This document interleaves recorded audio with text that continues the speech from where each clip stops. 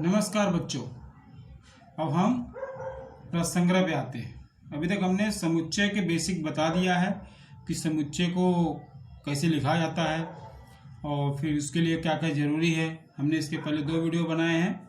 तो आते हैं प्रसंग्रह पे और प्रसंग्रह को सवालों को हल करना चाहते हैं। प्रसंग्रह में आपको दिया गया है, अगर सूची में दिया गया रहेगा तो गुण वर्णन में होगा और गुण वर्णन में अगर दिया गया होगा तो सूची में आपको लिखना होगा।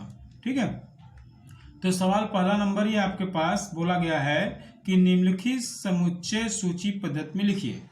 ठीक है, तो सूची पद्धति में अगर लिखना है तो आपको पता है कि कैसे लिखना होता है। सूची में क्या आता है, लिस्ट आता है। और इसका पहला नंबर देखते हैं। पहले नंबर में बोला गया है सम पूर्णांक संख्याओं का समुच्चय। सम पूर्णांक संख्या, पूर्णांक संख्या कौन सी होती है, सम संख्या कौन सी होती है, आपको पता है ना। तो पूर्णांक संख्या कौन कौन सी होती है, प्लस और माइनस दोनों होते हैं। लेकिन सम पूर्णांक बोला गया है तो 2, 4, 6, 8 आएंगे सम वाले।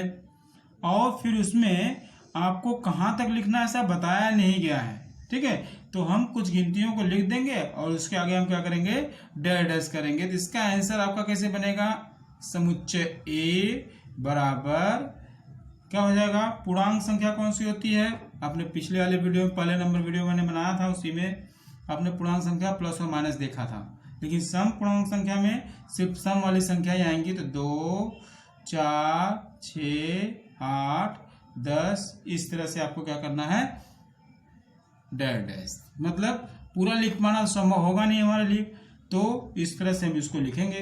फिर उसके बाद दूसरा नंबर सवाल आपको हल करना है। ठीक है, दूसरे नंबर में क्या बोला गया है, 1 से 50 तक की संख्या में से अभाज्य संख्याओं का समुच्चय। अभाज्य संख्या कौन कौन सी होती है, इसको आपको मैंने पिछले वाले वीडियो, पहले नंबर वीडियो में बताया है। ठीक है, तो 50 तक ही अभाज्य संख्याओं को लिखना है। 50 आएगा क्या, उसमें नहीं आएगा, 49 नहीं आएगा। ठीक है, तो इस तरह से सोचना है और सभी गिनतियों को आपको लिखना है। ठीक, फिर उसके बाद आते हैं तीसरा नंबर सवाल का आंसर लेना चाहते हैं कि सभी ऋण पूर्णांक संख्याओं का समुच्चय। सभी ऋण पूर्णांक संख्या कौन कौन सी हो जाएगी, मैं तीसरा नंबर बता रहा हूं। ठीक है, ये आंसर है आपके पास। ठीक, हम आंसर बता रहे हैं। सवाल आपके पास मैंने वीडियो में फोटो खींच के आपको डाला हुआ है। ठीक है, या फिर आपके पास बुक है तो उसमें देख सकते हो। तो सभी ऋण पूर्णांक संख्याओं का समुच्चय। ऋण पूर्णांक संख्या कौन कौन सी होती है, पूर्णांक संख्या प्लस माइनस होती है। लेकिन सभी बोला गया है तो सभी तो लिख पाना संभव है क्या आपके लिए। ठीक है, सभी ऋण संख्याओं को लिख पाना संभव है या नहीं है, नहीं है ना। तो हम लिखेंगे -1, -2, -3, -4 डैश डैश डैश और ब्रैकेट बंद। ठीक है, तो वैसे ही चौथा नंबर सवाल आपको हल करना होगा। जो सवाल मैं छोड़ रहा हूं उसको आपको हल करके वीडियो बना के या फोटो बना करके आपको मुझे भेजना होगा। ठीक है, तो चौथा नंबर सवाल है, आपको बोला गया है 7 मूल स्वरों का समुच्चय। स्वर 7 होते हैं ना, सारे गा मा। ठीक है, तो उन 7 को आपको लिखना है। देखिए जैसे मैं बना रहा हूँ, कॉमा वगैरह देना है आपको, ब्रैकेट बंद करना है। और समुच्चय को आपको बताया गया है कि कैपिटल लेटर में लेना है, कि यहाँ पे दिया नहीं गया, तो इसके लिए ABCD जो भी लेना है उसको आप ले सकते हो। ठीक है, फिर आते हैं दूसरे नंबर पे। दूसरे नंबर में क्या बोला गया, निम्नलिखित चिन्ह के दिए गए कथन शब्दों में स्पष्ट कीजिए। मतलब आपको क्या करना है, पढ़ना है। ठीक है, यदि आपको पढ़ना है, ठीक, तो अब आपको संकेत पता होना चाहिए। अगर संकेत पता नहीं रहेगा तो आप उसको पढ़ नहीं पाओगे सही से। ठीक है, तो मैंने सभी के संकेत आपको लगभग बता दिए थे, तो सभी संकेत आपके पास हैं। तो देखो यहाँ पे अब आपके पास संकेत की जरूरत पड़ेगी। तो पहला नंबर सवाल है आपके पास कि 4/3 ये चिन्ह है, फिर उसके बाद क्यों दिया गया, इसका वाचन करना है। ठीक है, तो वाचन कैसे करोगे, 4/3 ये चिन्ह किसका है, बताओ जरा सोचो। ये चिन्ह मैंने बताया था आपको पिछले वाले वीडियो में, सदस्य है या घटक है।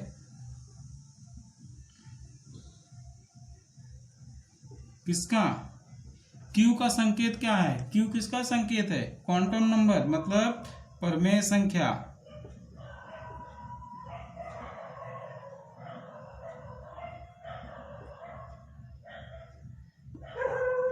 ठीक है, तो हम इसको सीधा सीधा अगर बोला चाहेंगे तो 4/3 प्रमेय संख्या का घटक है, ऐसा ही बोल सकते हैं। तो 4/3 घटक है प्रमेय संख्या का, ऐसा बन रहा है ना, तो क्या हो जाएगा? 4/3 प्रमेय संख्या का घटक है। तो ऐसे हम लिख सकते हैं, या फिर ऐसे रहने दोगे तो भी चलेगा। 4/3 प्रमेय संख्या का घटक है, ऐसे भी लिख सकते हो, या फिर जैसे आपको दिया गया है ऐसे रहोगे तो भी चल जाएगा। ठीक है, फिर अगला आपके पास सवाल है कि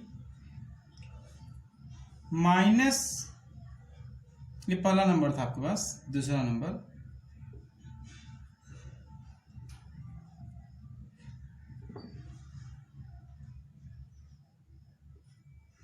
दूसरे नंबर में आपको दिया गया है -2, अब इस चिन्ह को कट कर दिया गया और n। अब इसका वाचन कैसे करेंगे? अभी तक तो मैंने बताया था इसको बोलते हैं घटक, अब इसको कट कर दिया गया तो क्या हो जाएगा आपके पास? नहीं है। ठीक है, तो -2 क्या है? घटक नहीं है या सदस्य नहीं है। किसका? n मतलब नेचुरल नंबर, प्राकृतिक संख्या।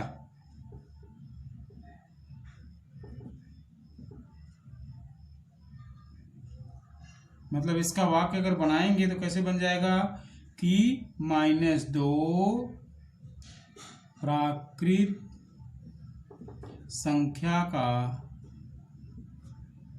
घटक नहीं है। ना, तो इस तरह से हो जाएगा, -2 प्राकृतिक संख्या का घटक नहीं है। तो अगला वाला क्या दिया गया है? इसका वाचन करना है, तो कैसे करेंगे? आपको पता है कि हमने बताया था आपको।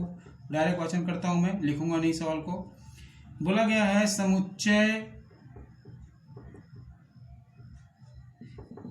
P, कैसे हो जाएगा आपके पास? समुच्चय P, ठीक है, समुच्चय P ऐसा समुच्चय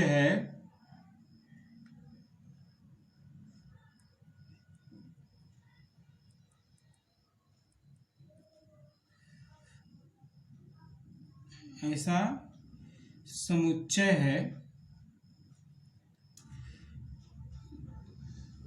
जिसमें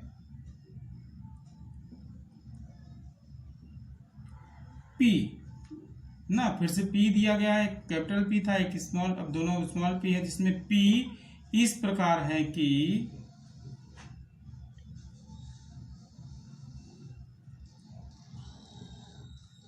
इस प्रकार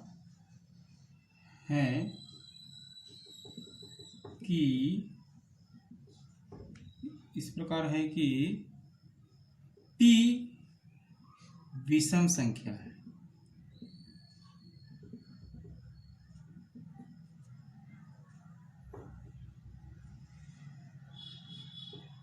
ठीक है, तो इस तरह से आपके पास क्या हो गया?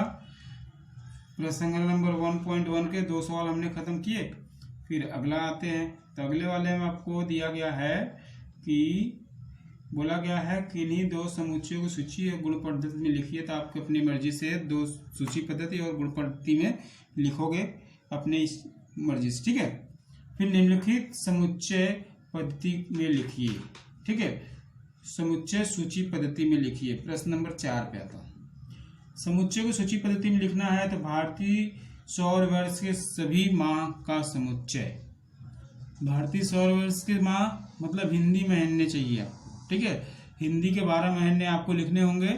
तो हिंदी के 12 महीने चैत, वैशाख, ज्येष्ठ, आषाढ़ जो होते हैं, उन 12 महीनों को आपको लिखना होगा। उसको मैंने पूरे 12 नहीं बताने वाला हूँ, आप अपना लिख लेना, जो दिक्कत लगेगी उसी को मैं बताता हूँ आपको। देखता हूँ, फिर दूसरा दिया गया है कॉम्प्लीमेंट शब्द के अक्षर का समुच्चय। ठीक है। कॉम्प्लीमेंट वाले का मैंने भी आपको उदाहरण लिया था, तो जिसमें आपके पास उदाहरण लेकर के बताया था, इसको भी ले लेता हूँ। ए बराबर, आपको साफ साफ बताया था कि कोई भी अक्षर 2 बार नहीं आएगा, ठीक है। तो C O M P L E, M नहीं आएगा, E भी नहीं आएगा, N और T, ये हो गया उसका आंसर, ठीक है। तो सूची पद्धति, मानव के ज्ञान इंद्रियों का समुच्चय, ये आपके पास 5 होते हैं, पता है आपके पास, आँख, नाक, कान, त्वचा ना। फिर 1 से 20 तक आभास संख्या है, वो भी आपको आ जाएंगे। पृथ्वी पर स्थित महाद्वीपों के समुच्चय, ये भी आपको आ जाएगा। तो इस तरह से आपको प्रश्न संख्या नंबर 4 तक, चौथे सवाल तक मैंने आपको बता दिया है। फिर 5वें नंबर के लिए मैं आपको अगले वीडियो में बताता हूँ। इतना आप अपना ट्राई करते रहिए, ठीक है। धन्यवाद।